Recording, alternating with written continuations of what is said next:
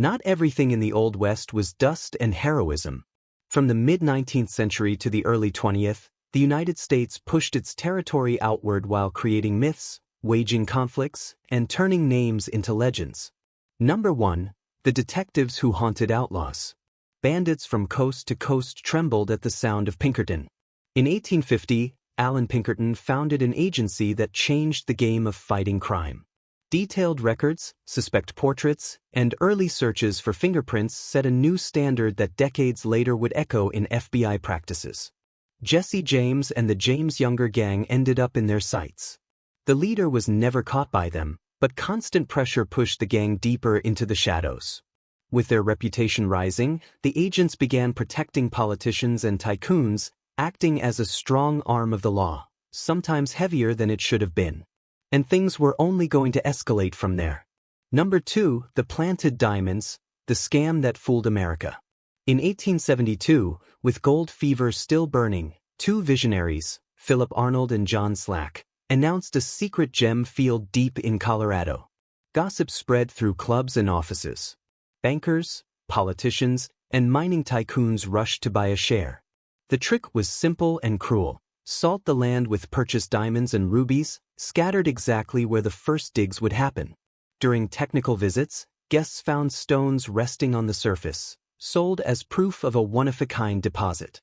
The sense of urgency did the rest. Limited lots, lightning offers, contracts signed without a breath. When the frenzy seemed unshakable, Clarence King appeared, a geologist respected in elite circles. By analyzing samples on site, he noticed inconsistencies that didn't fit any natural deposit, modern cuts, an unlikely mix of origins, and zero compatible geological evidence. The story began to crack. And as King followed the glittering trail, one question grew heavier than the rest: who was cashing in every time another proof surfaced from the ground? Number 3, Bass Reeves, the real hero behind the Lone Ranger. Son of enslaved people, Reeves escaped as a young man during the Civil War, carrying nothing but the will to survive. In Indian Territory, what is now Oklahoma, he learned local languages and built bonds with tribes that protected him from capture. When the conflict ended, he became a federal deputy west of the Mississippi, the first black man in that role. Records from the Fort Smith court place him alongside Judge Isaac Parker, reinforcing his reputation for integrity. Over his career, he arrested more than 3,000 criminals, including some of the most feared outlaws of the West. And that is where the legend begins. Number 4, Calamity Jane, between the trail and the legend. Martha Jane Canary, born in 1852, was one of the few women of the Old West to step into roles seen as masculine. Orphaned early, she raised her siblings and learned how to survive harsh territory. Her fame grew through stories of bravery and loyalty as a gunslinger. But the picture remains blurred. Friends praised her, while critics called her feats inventions. Local newspapers mixed fact and rumor, fueling the magnetism around her name. Between military camps and frontier towns, her presence broke protocols, and each new account raised the same question: where does biography end and spectacle begin? Number 5, Alfred Packer, the case of the Colorado cannibal. In 1874, Alfred Packer left camp for the Rocky Mountains with 5 companions. Months later, he returned alone, weak and evasive. Authorities in Lake City grew suspicious. Searches uncovered mutilated bodies, and forensic reports pointed to murder with signs of cannibalism. Packer claimed he acted in self-defense, and that trapped by cold and hunger, he resorted to flesh just to survive. The jury didn't buy it. He was convicted and left with a dark reputation. Since then, the episode has echoed through archives, books, and films, fueling debates about guilt, survival, and how far desperation can push a man. And even today, details still divide historians. Number 6, the heist that opened the tracks to crime, 1866. A whistle cuts through the night as John and Simeon Reno pull off the first major train robbery in the United States. The target, an Ohio and Mississippi railway convoy. They escape with about $13,000, enough to buy entire farms. The domino effect comes fast. Outlaws like Jesse James see a method worth refining. The Reno brothers map routes, schedules, and guard routines to strike with precision. From that moment, train robbery becomes part of the Old West playbook, and later, a staple of cinema, adventure, calculation, and risk on the rails. Number 7. The Johnson County War. In 1892, Wyoming becomes the stage for a direct clash between cattle barons and small ranchers. Without solid evidence, the powerful brand their neighbors as thieves and hire gunmen to solve the problem. The result is a miniature war, fences cut, homes burned, summary executions. Families flee, property vanishes, and fear spreads everywhere. The crisis grows so intense the federal government must intervene. Less remembered than the gunfight at the OK Corral, this episode shows how far, outside the law, money can dictate outcomes, and leave a warning that still echoes today. Number 8. The Wire that Closed the West. Until the early 1870s, the plains were wide open. Cattle roamed freely, and small ranchers feared losing their herds into the chaos of the range. In 1873, Joseph Glidden patented barbed wire. Cheap and efficient, it made it possible to fence land, organize pastures, and control movement. The result was immediate. The long Texas cattle drives lost their purpose. Border disputes intensified, and within years, the open horizon became a patchwork of fences, quietly redrawing power across the land. Number 9. Belle Starr, Queen of the Outlaws. In 19th-century newspapers, Belle Starr, born Myra Maybelle Shirley Reed, rose to fame as one of the most notorious figures of Indian Territory. Raised around names like Jesse and Frank James, she followed the frontier trail. After marrying Cherokee Sam Starr, she joined horse theft circles drawn to danger and freedom. Elegant in appearance and steady with her pistols, she built a reputation that became legend. In 1889, at 40 years old, she fell into an ambush that was never solved. The silence surrounding her death only strengthened her myth, cementing her as an icon of rebellion in the Old West. Number 10. Stagecoach Mary, the courier who crossed Montana.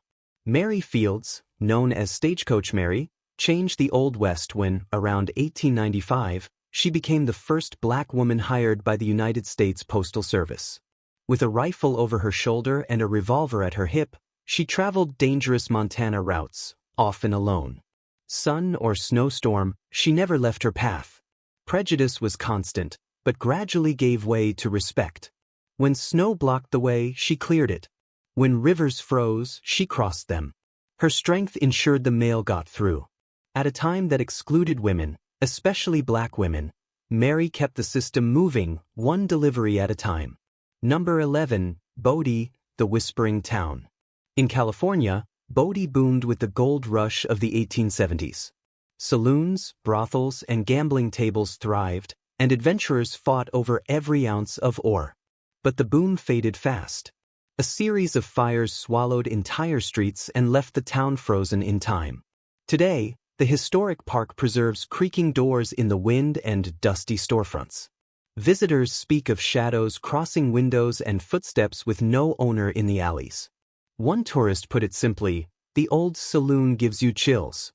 Legend says anyone who takes something from Bodie is cursed with bad luck until they return it. Would you walk those streets at nightfall? Number 12. The Cochise County War. Tombstone, Arizona became the stage for a showdown that split the town. On one side, the Cowboys and Sheriff John Bean. On the other, the Earp brothers with the support of Doc Holliday. The shootout at the OK Corral in 1881 lasted about 30 seconds, short enough to become legend. But that was only the beginning. Ambushes, executions, and sleepless nights followed. Morgan Earp was shot in the back. Wyatt launched a relentless manhunt. The streets echoed with gunfire and hurried footsteps, and Tombstone cemented its reputation as a place where law arrived late, and revenge still had unfinished chapters. Number 13. Billy the Kid and the Restless Grave.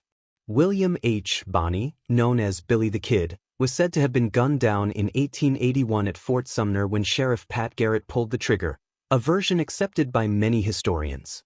At just 21, his name already echoed through ballads and dime novels, and his legend only grew. His grave became a target of fascination and vandalism. The headstone was stolen twice and later secured with iron chains. Yet the controversy never faded. Did Garrett truly shoot the right man?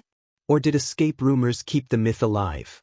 And what evidence still remains buried in uncertainty? Number 14, the lost gold of the Superstition Mountains. In the Arizona desert rises a range tied to one of the Old West's most enduring mysteries. It is said that in the late 19th century, a German immigrant known as the Dutchman discovered a rich gold mine there and died without revealing its location. After his death, prospectors searched canyons and dry riverbeds for clues. Expeditions followed. Maps were fought over. False trails misled entire parties. Locals began to speak of a curse, disappearances, sudden falls, strange lights, and voices carried on the wind. Newspapers reported vanishings, and the legend spread nationwide. Even today, the promise of fortune continues to draw those willing to risk everything for a secret that may never exist. Number 15, games, cheats, and fate. In the saloons of the Old West, the shuffle of cards mixed with smoke and tension. Many risked everything for a pile of chips. Among them, Canada Bill Jones ruled the three-card game. It wasn't just skill, his calm smile became part of the trick itself, fooling even experienced players. He would say, with quiet sarcasm, that it wasn't worth leaving money with a swindler if you could take it first. In that twisted code, frontier towns grew, where quick profit walked hand in hand with danger. Figures like Doc Holliday, a gunslinger who was also a dentist, though rarely in the office, fed the legends. At every table, luck and fate collided. A single turn of the cards could build a life, or destroy it instantly. Number 16, fool's gold in the ghost towns. When railroads changed routes or mines ran dry, entire settlements were left behind. That is when the scam appeared. The reopening of a gold or silver vein was announced, and exclusive shares were sold. To make it believable, con men displayed nuggets bought elsewhere, cited reports from supposedly famous geologists, and pushed a now-or-never pitch. Fear of missing out did the rest. Once the money was collected, they vanished. In poorly monitored regions, they were rarely punished. Phantom brokers moved through ghost towns with worn maps and forged letters, keeping the illusion alive in saloons and trading posts. Number 17, the Cherokee Bill case. Crawford Goldsby, known as Cherokee Bill, was born in 1876, the son of an African-American man and a Cherokee woman. Still very young, he entered a wave of robberies and killings across Indian Territory, now Oklahoma. With each crime, the federal manhunt intensified, and his name spread through stagecoaches and saloons. Even before capture, he was already a legend in newspapers and street talk. When he was finally caught, the sentence came quickly. He was only 20. On the gallows, he showed no hesitation. "Hurry up with this hanging. I don't have all day." His short life reflects the clash of cultures and laws, and leaves questions that still linger today. Number 18, the Arizona Thunderbird mystery. In 1890, two hunters near Tombstone claimed to have brought down a massive winged creature, possibly a thunderbird. The Tombstone epitaph reported that a photograph existed, showing the body stretched against a barn wall. But the image never surfaced. Locals insisted they had seen it. From there, the story multiplied: prehistoric creatures, mythical beings, or an elaborate newspaper hoax. Paradoxically, the absence of evidence kept the legend alive. And the question still returns whenever the story resurfaces: what happened to that photograph? Number 19, Charlie Parkhurst, the stagecoach driver who defied the West. Charlotte Charlie Darky Parkhurst lived most of her life presenting as a man to earn respect behind the reins of California's stagecoaches. Across dusty roads, she drove teams through storms, wind, and the constant threat of ambush. During one robbery, she held the reins steady even under gunfire, and her reputation spread through frontier towns. Years later, when she died in 1879, the truth emerged: Charlie was a woman.